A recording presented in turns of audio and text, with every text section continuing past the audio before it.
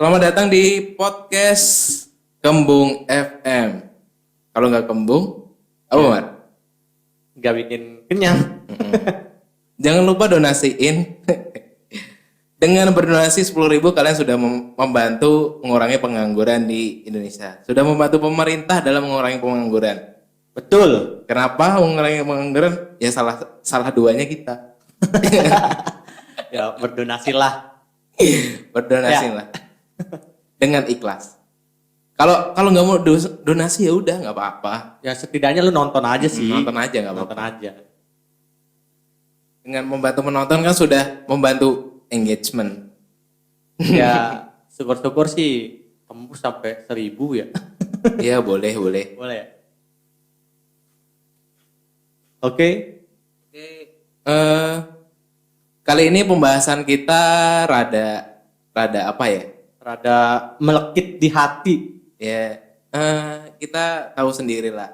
Kemarin lagi rame-ramenya beberapa umat Islam di dunia tersakiti gara-gara fenomena Perdana Menteri ya? Apa presiden Ya. sih dia tuh?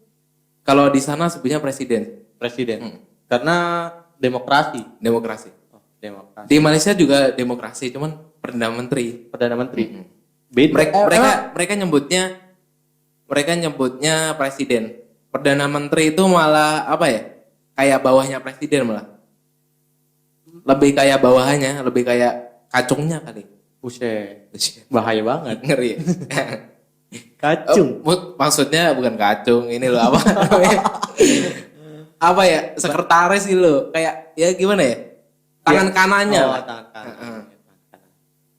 Nah, Yang namanya tangan kanan itu kan buat bersih-bersih. Bukan, salah. bukan tangan kiri itu. Tangan kanan tuh biasanya ngambil baik-baik gitu. Cuma nggak tahu tangan kanannya lagi buntung apa gimana ya. Ya, janganlah. Jangan. Dah terlalu sensitif kayaknya. Kenapa sih sekarang itu tuh ibaratnya ketahan loh. Kalau pengen ngomong. mau ngomongnya sih demokrasi itu kita bisa freedom of speech tapi Ya, masih terbatasi juga sebenarnya. Tahu lah. Nggak full freedom of speech. Ada beberapa hal yang kita juga nggak bisa menembus kebebasan itu. Harus kita melalui peraturan-peraturan yang nggak mau ya harus diikuti karena kalau melanggar norma itu ya melanggar norma kemanusiaan gitu. Iya kan? Iya, ya. Tapi mau gimana? Ada orang susah dijelasin lah. Gimana jelasnya? Ibaratnya tuh lu udah ngomong sepandai-pandainya nih. Sepandai-pandainya nih. Terus pengen nunjukin jati diri lu. Kebebasan. Iya. Dan Terus? lu itu tiba-tiba lu apaan sih? Berarti langsung disekat. Oh. Jadi tuh dia yang tadinya udah pengen ngasih tahu nunjukin diri dia, ya udahlah mendingan gua nggak usah. Jadinya tertutup lagi yang tadinya dia emang bener-bener tertutup pengen nunjukin lagi dirinya dia, terus disekat sama orang kayak gitu. Oh jadi terbatas gitu lah. Jadi ya tadinya kita pingin mengungkapkan sebuah kebebasan yang harusnya itu bisa diutarakan ya. Yuk. Tapi malah gara-gara batasan itu yang membuat kita akhirnya ya udah sekalian gak usah ngomong.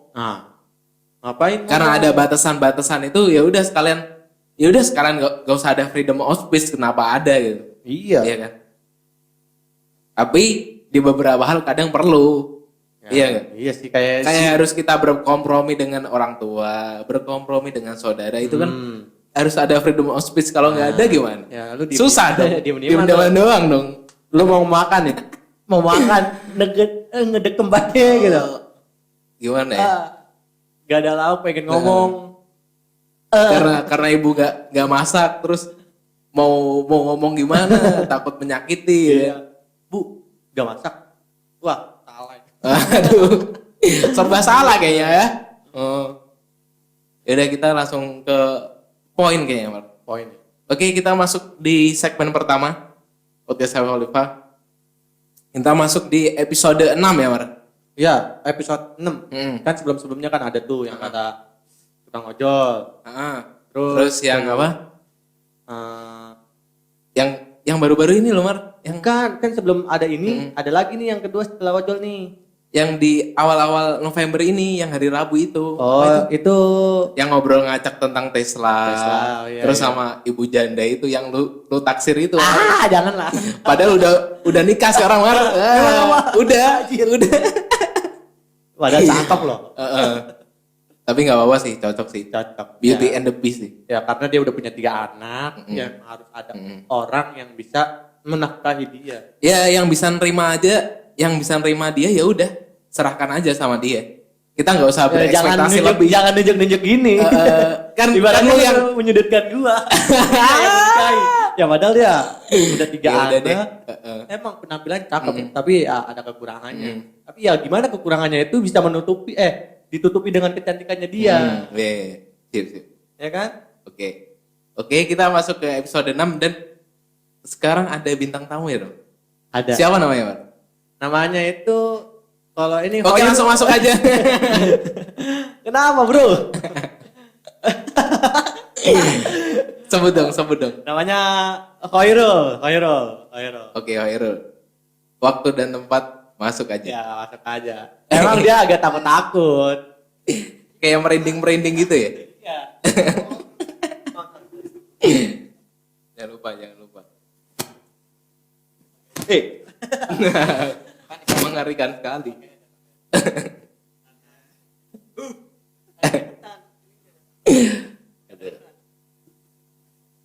enggak kedengeran.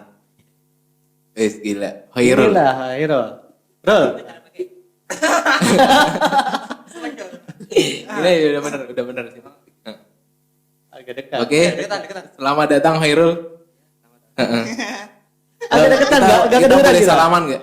Enggak boleh ya? Kan corona. Kan corona ya. Tapi kita deketan. Bisa nggak sih kalau tukeran tempat gitu? Biar enak kan? Bisa. Siap. Biasa di tengah. Maksudnya kalau di tengah itu kan narasumber harus ditanyakan. Iya. Oh gitu. Ibaratnya lu- Oh bener. Lihat. Bohong. Oke. Ada apa? Kita masuk ke episode 6 ini, temanya tuh tentang Perancis ada di Islam. Di Perancis ada Islam dan Islamofobia. Gitu. Jadi ini di Perancis emang bagus sih, tatanan negaranya tuh bagus. Maksudnya dia tuh bersih, menjaga stabilitas negaranya tuh nyaman gitulah, nggak orang-orang kayak rusuh-rusuh tuh jarang gitu. Jadi ada suatu hari itu ada suatu ulama datang ke Perancis, dia datang terus dia lihat, loh Perancis nih kok jarang ada orang Muslim, cuman ada Islam di situ. Kenapa? Karena di sana rapi, jalan-jalannya rapi, terus nggak ada orang buang puntung rokok, nggak ada.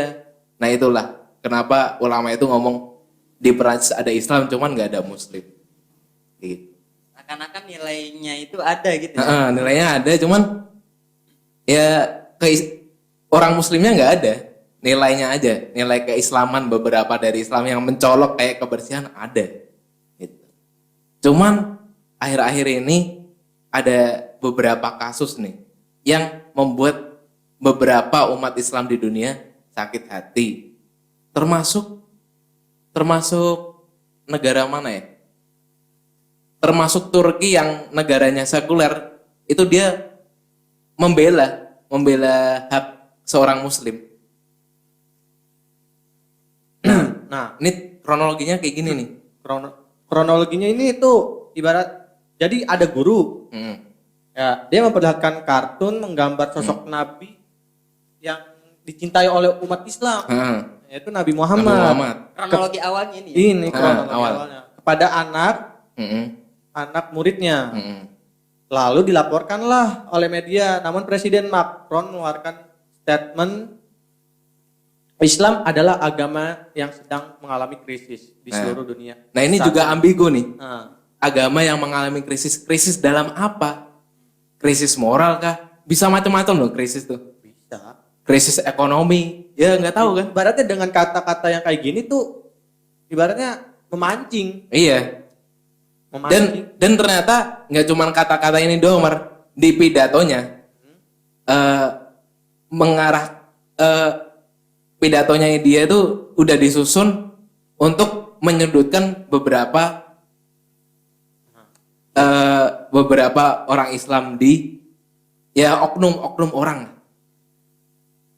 yang kayak waktu pas dia si penghina Nabi ini tahu-tahu dibacok di jalan, nah langsung reaktif kan, ya udah otomatis Tapi polisi itu sekitar emang situ bener langsung dibunuh itu orangnya. langsung dibunuh.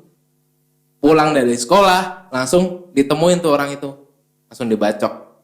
Dibacok apa dipenggal nih? Nah, Dengar kata nggak ada tahu. yang dipenggal. Nah itu masih distorsi kan akhirnya, jadi distorsi informasi kan. Nah terus si orang ini langsung dimakamin sama presiden. Nah pas dimakamin presiden, dimakamin sama beberapa aparat negara juga. Nah untuk presiden barulah berpidato. Nah salah satu isi pidatonya ada ini, Islam adalah agama yang mengalami krisis di dunia saat ini. Kita tidak hanya melihat ini di negara kita. Nah, ini yang salah satu kata yang ambigu terus membuat sebagian umat Islam tuh geram. Sebagian besarnya, dan itu termasuk di negara-negara yang notabene dekat Arab Saudi, Yaman, dan lain sebagainya gitu loh. Nah, ini diadaptasi dari Jakarta Post.